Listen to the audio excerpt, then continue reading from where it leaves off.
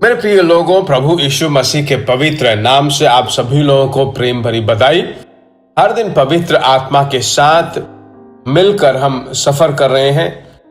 आज परमेश्वर की आत्मा हमें जो वचन देना चाहता है, मैं आपके लिए पढ़ता हूं। दानियेल भविष्यवक्ता की पुस्तक 3 अध्याय और 25वां वचन। फिर उसने कहा, अब मैं देखता हूं कि 4 पुरुष आग के बीच खुले हुए ठहर रहे हैं और उनको कुछ भी हानि नहीं पहुंची, और चौथे पुरुष का स्वरूप ईश्वर के पुत्र के सदृश है।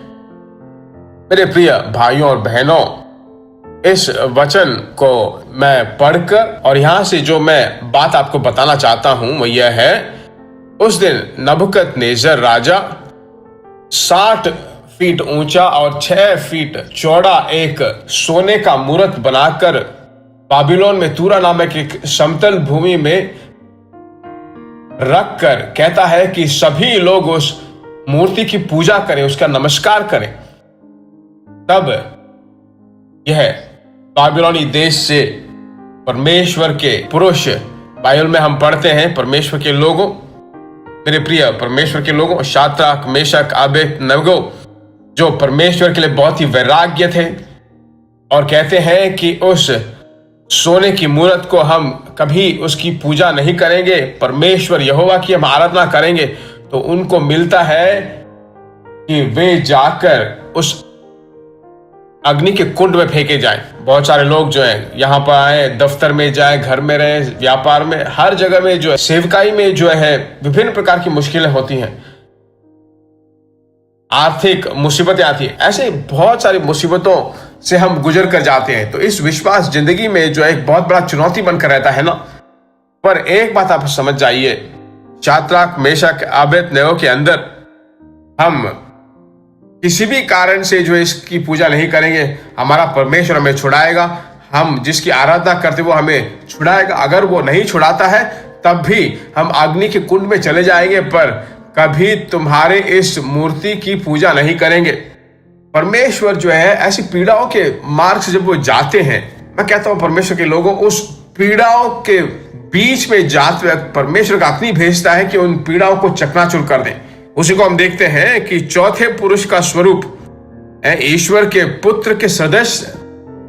तो आज आप पूछ सकते हैं ना कि आज का पूरा दिन पता नहीं कितनी पीड़ाएं हैं, कितनी मुसीबतें हैं, परेशानियां बहुत दिनों से मैं झेल रहा हूं। मैं कहता हूं परमेश्वर में साहस बांधिए। आपके अंदर परमेश्वर की आत्मा है ना, उसे थोड़ा अग्नि से भर के आत्मा में भरकर प्रार्थना कीजिए, अभिषेक में भरकर प्रार्थना कीजिए। तुम जो भी पीड़ाओं को झेलते हो, आपके बीच में वह जैसे उस दिन उनके बीच में रहा, वैसे ही आपके बीच आज वह ठहर रहा है। वह आपके लिए दूर नहीं है। उन पीड़ाओं की ओर से तुम जब गुजर के जाते हो तो आपको मालूम है कि अग्नि उन पर जीत नहीं पाई। उनको जो उठा कर ले गए थे, उनको जो है अग्नि नाश कर देती है, बल्कि इनको कुछ नहीं करती। यही मसीह जिंदगी है, वही जो है जय से भरी जिंदगी है। प्रार्थना करें, प्रभु में साहस बांधिए, अभिषेक को संभालिए, वह अनुग्रह पूर्वक आपको चलाता रहेगा। हमारे प्यारे परमेश्वर, आकाश और पृथ्वी पर सभी अधिकार पाए यीशु राजा, आइए पीड़ाएं जो मुझे दबा रही हैं, मन में क्लेश उत्पन्न कर रही हैं, पारिवारिक जिंदगी बहुत ही मुसीबत सी है, मैं काम पे नहीं जा पा रहा हूं, बिना काम पे गए नहीं रह पा रहा हूं, उस अधिकारी की पीड़ा में झेल नहीं पा रहा, बच्चों के द्वारा, पति पत्नी के द्वारा जो पीड़ाएं मुझे हो रही हैं, हे परमेश्वर मुझे नहीं मालूम क्या कर रहा हूं, तितर बितर हो रहा हूं। हे परमेश्वर, ऐसे बच्चों को अभी अपनी आत्मा को भेज कर उनका हाथ पकड़, तूने चला, तू उनके साथ रह परमेश्वर, बहुत ही अद्भुतों से उन्हें चला, वो देखने पाए। इस प्रार्थना का जवाब दे दिया, ऐसा तेरा धन्यवाद हो। तेरे बच्चों को कभी त्यागने नहीं वाला है, यीशु मसीह के नाम से मांगते हैं, आमीन। God bless you. प्रिय भाइयों और बहनों, आशा करते हैं कि यह संदेश आपके लिए आशीष का कारण बना होगा, और ऐसे संदेशों को सुनकर आशीष पाने के लिए जीसस मीट्स मिनिस्ट्री नामक हमारे यूट्यूब चैनल को सब्सक्राइब करें, और प्रार्थनाओं और सलाह के लिए हमें संपर्क करें। हमारा फ़ोन नंबर 9841252836 और 7299546363। Email gbsrobinson@hotmail.com। परमेश्वर आपको आशीष दे।